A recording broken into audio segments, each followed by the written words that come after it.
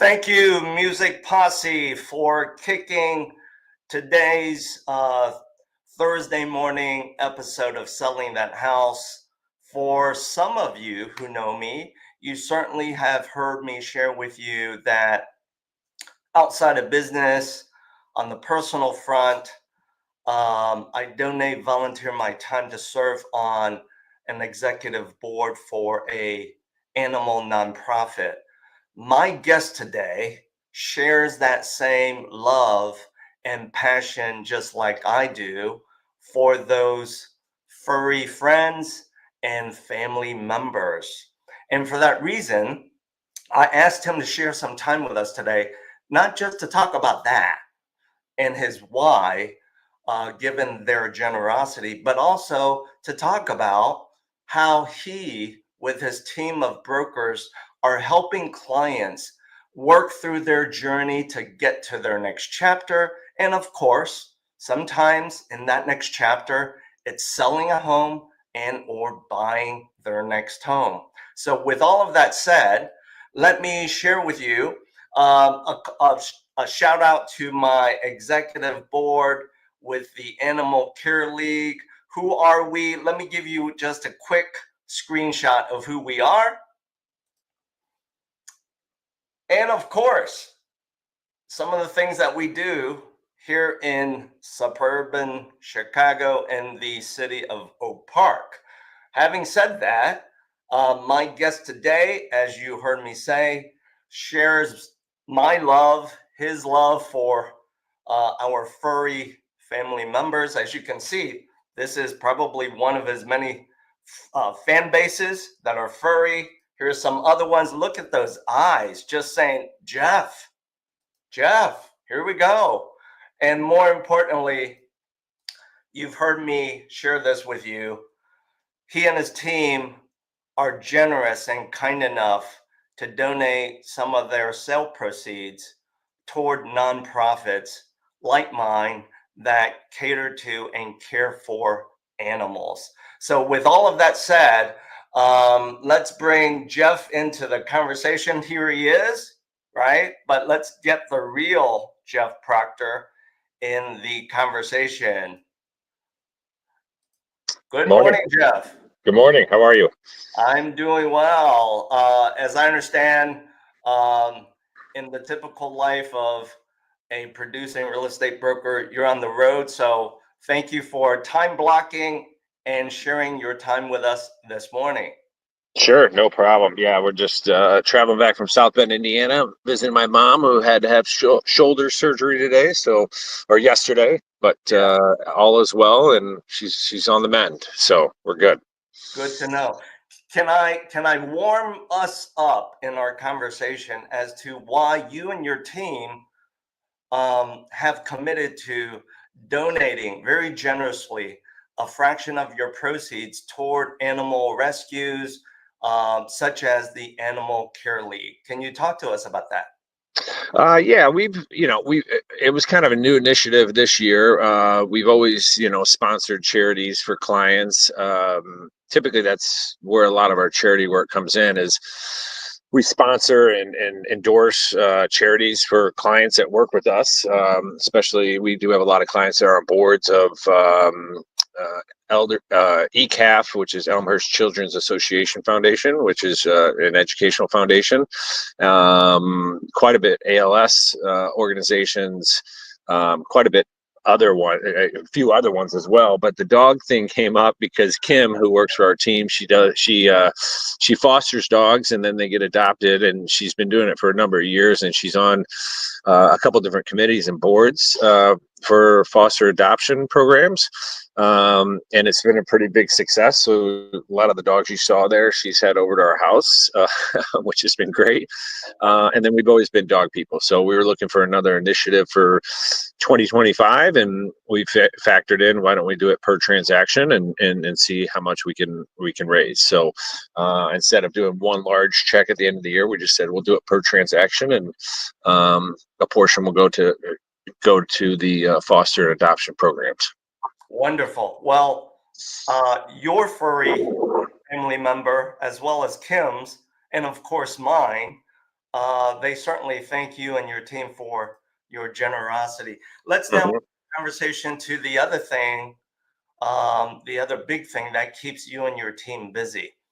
For the social media audience that may not know you, here is what I learned. You come from a family of real estate, correct? Yeah, correct. My mom has been in the business for quite some time.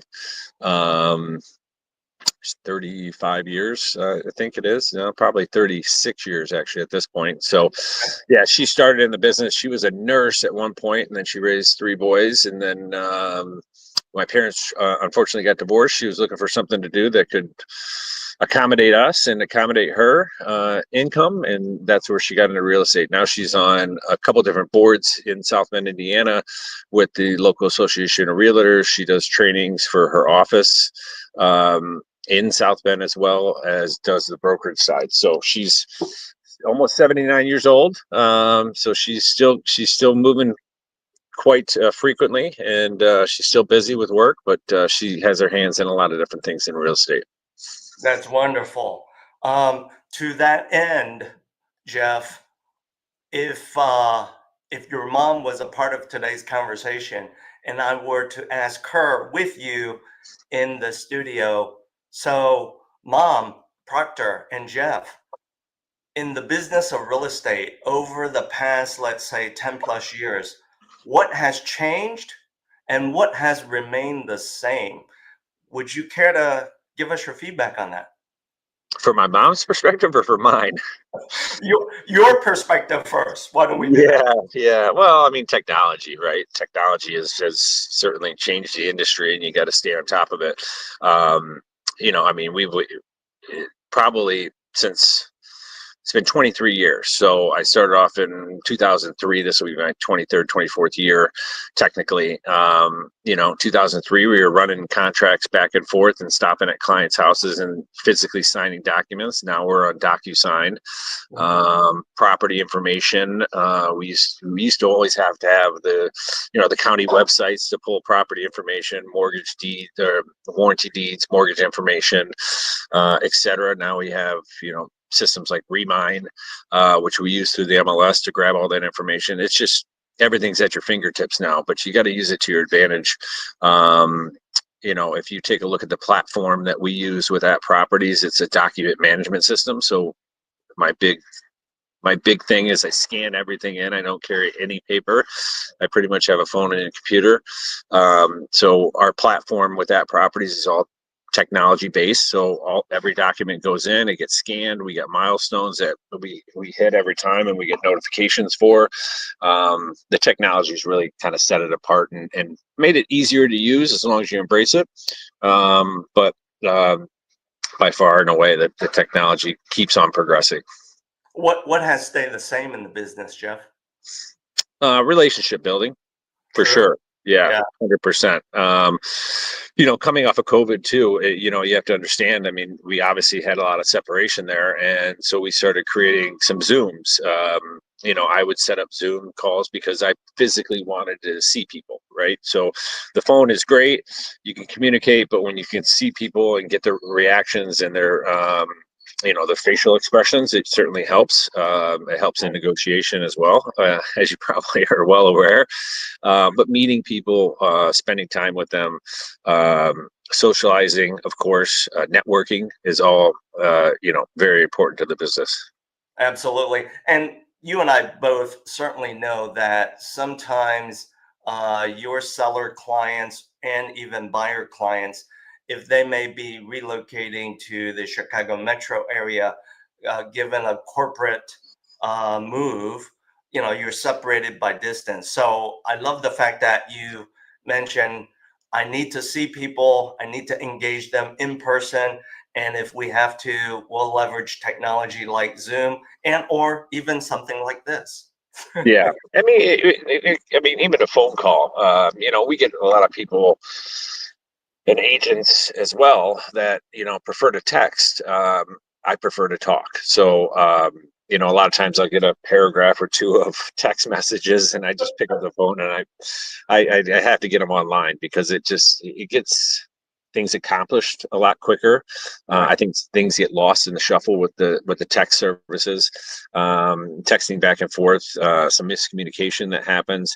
So just having a direct conversation with them too is very important. Yeah. Let me bring up for our audience members the visual aids of some of the properties that you sell, that you help buy, but really it's about the families that you deliver your impact to and the outcome that you help them achieve. So in particular, this one I know is in our own backyard because both you and I live here in the wonderful suburban city of Elmhurst. Talk to me about this, Jeff. Is it different selling an upper bracket property versus like a normal property? I mean, that was a new construction property. So that new construction, it was probably, a year and a half, 2 years in the works. We had a client that was looking to sell a rental property that he had owned and unfortunately had a bad tenant in. So we were able to sell it to a developer and then turn around and he developed that property. So, that was a lot more engaging. It was about a year and a half, 2 years worth of work. We developed about 3 different floor plans for the client to choose from. And then we spec'd out the entire house. So I would say at that luxury market and most luxury markets, there's a lot more detail that goes into it.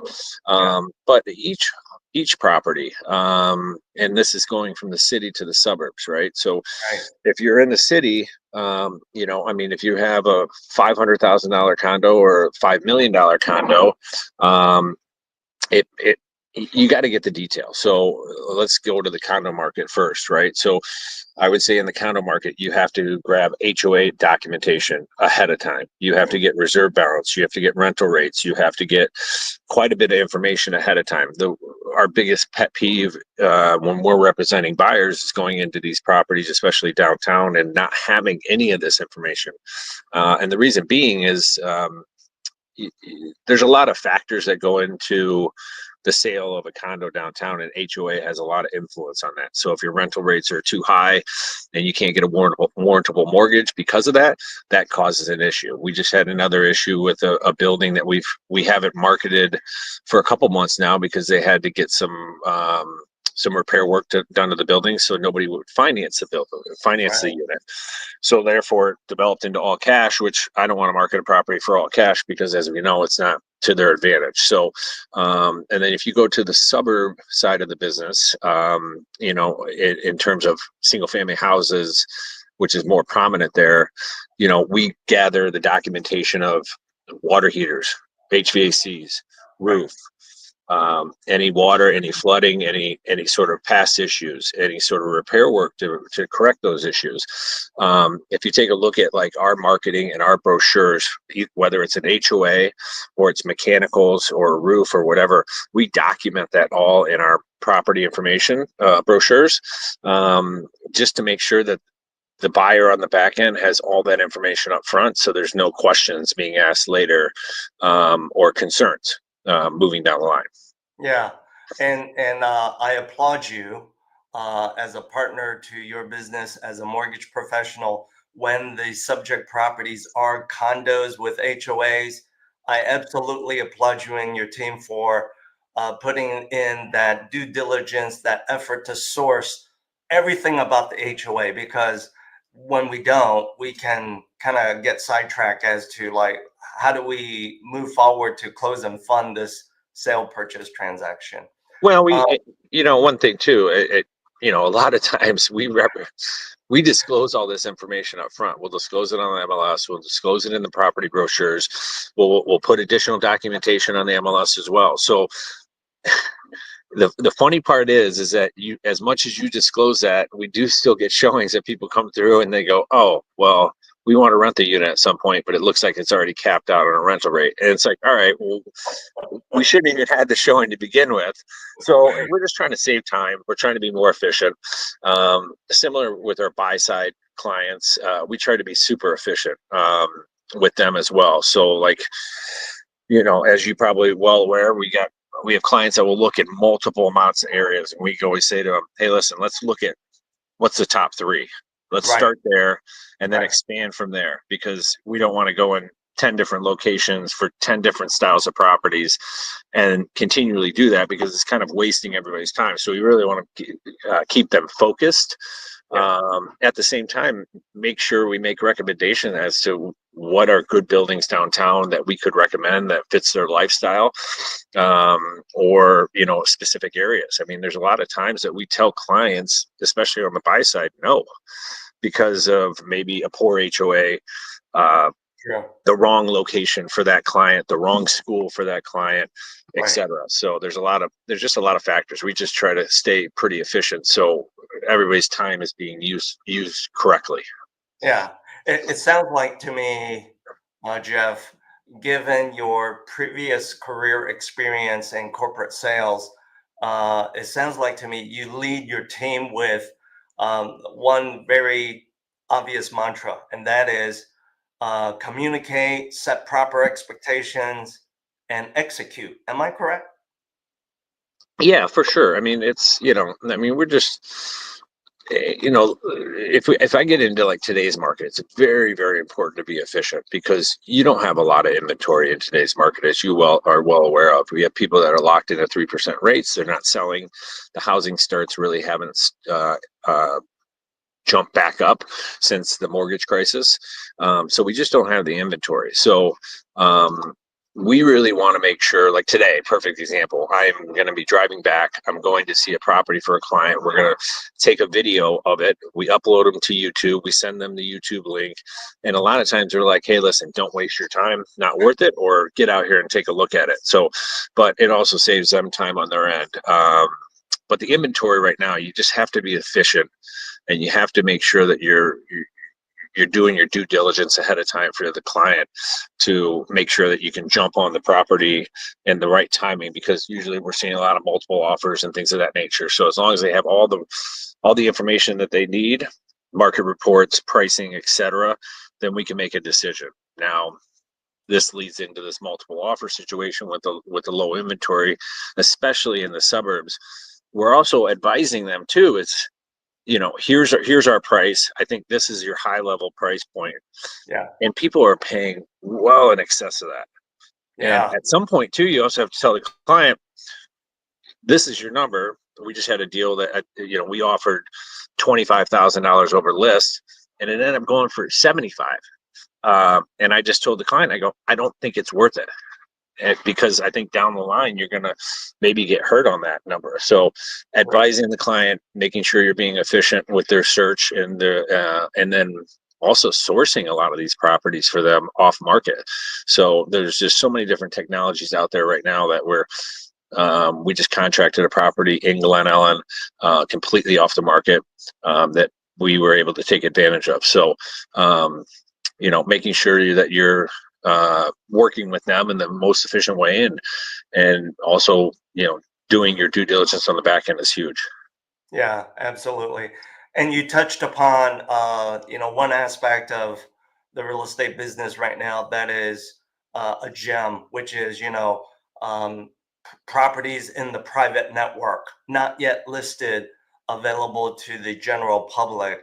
And it sounds like to me your ability to have all of these relationships that you've accumulated over 20 some years of real estate business, a large team that you lead, gives you that access to those coming soon properties that your clients need to know about, right?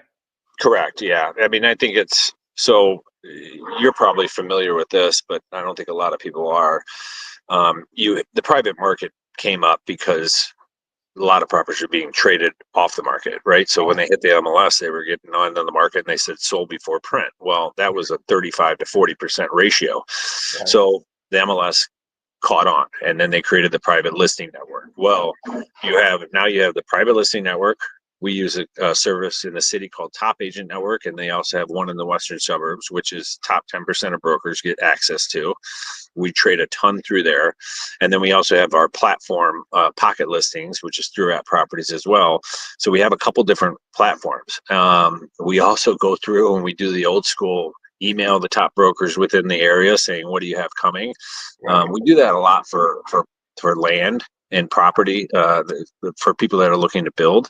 But we do the old school way of picking up the phone and calling different brokers that do a lot of business in the area, emailing the brokers, using Top Agent Network, using our in-house platform, and then also using the PLN. So you have to, like I said, going back to the technology, I think you have to utilize every feature you can to gain access to these properties for the client.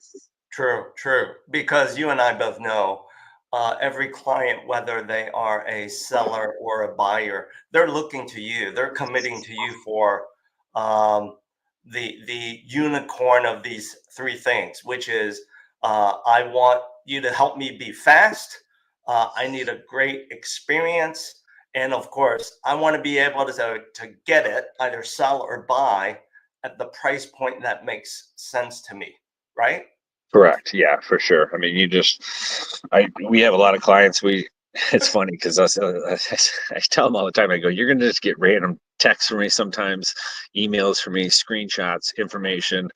The other day I just drove through a couple different neighborhoods that we're focused in on, and I was just taking pictures of houses with signs in them that weren't represented online. So, those are also, drive-bys are important as well because they tend to throw up signs before they actually publicly market them. So, we're exhausting all resources to ensure that the client is up to date on the options available. Yeah. So would it be correct for me to kind of guess, for our audience, your social media friends, the friends who haven't engaged you yet but are watching this live stream or watching this as a recording, if they are starting their journey to sell their primary home, how would you help them understand the value, the benefit of engaging you and your large team as opposed to a solo broker? Yeah, I don't, I think that we kind of run lean in terms of a team, if you ask me. I think a lot of these teams function differently, right? So I think a lot of these teams are so large, but each person runs independently, right? With the larger producer at the top. We kind of run a pretty cohesive unit in terms of, bringing in properties. I tend to bring in the majority of the properties in the business, but then they're involved on every aspect of it. Correct. So like we just had Kim went out and she just got her professional staging license. So she comes in after I have the chance to meet with the client, and she comes through and she kind of gets everything set up. She's went out and she's bought all sorts of extra staging items for homes, and we keep it in a storage unit, and we utilize all that stuff so we don't have to continually go to a stager to get everything set up. But there's a lot of different steps. We have, we're doing a lot more video right now. We're doing obviously the custom photography. We're doing floor plans. We're doing social media. We're also doing professional staging, and quite a few different aspects that we provide on top of it. Right? It's a consultation that really maximizes the sale. So, anybody can go out, have a photographer take a couple pictures, and toss it on the MLS. Now, can you adequately discuss the market and where the price point should be? I think one critical element that we do is I always give them a little bit of a range in terms of property because of this inventory issue. Here's our top end of that range. So we try to push and maximize the equity in the property and the sale price of the property. Now, I always inform them if that inventory number changes in a week or 2 weeks and we see a plethora of properties come on the market, then obviously we need to adjust accordingly. So we're not only, trying to stage and get the property ready to maximize the value, but we're also analyzing the markets to make sure that we're on top of it. So if something comes on, it's competitive in nature, undercuts our price, then we have to, make adjustments accordingly. Yeah. So, social media friends, as you've heard, Jeff just dropped in front of you, when and if you may be about to start your journey to get to your next chapter, and if that does involve selling your home, whether it's in the city or in the suburbs of greater Chicagoland, the reason why he has built this team with every team member with clear defined roles, it's because for you as the client, you can expect to get both speed, execution to your outcome. It sounds like a great experience, Jeff, because you're all over it, you and your team. And of course, whether you are selling for top dollar or buying for the best dollar, Jeff Proctor and his team can lead you to get to your outcome as quickly as it makes sense. As we wrap up today's episode, for all of you listening to today's episode, if you, like Jeff and myself, are dog parents, you value and love our furry family members and their peers, here's how you can reach out to me if you would like to learn more about the Animal Care League, where I serve on the executive board. And along the way, if you need to get in touch with Jeff Proctor because you cannot find him on social media, which I believe that to be a big fallacy, he's all over social media, you can certainly connect with me. I will set up personally a nice warm introduction for you. So Jeff, thank you to you and your team for your generosity. Thank you for sharing your time with me to engage in this great conversation. That's it for now, audience members. See all of you in the next episode of Selling That House. Thank you.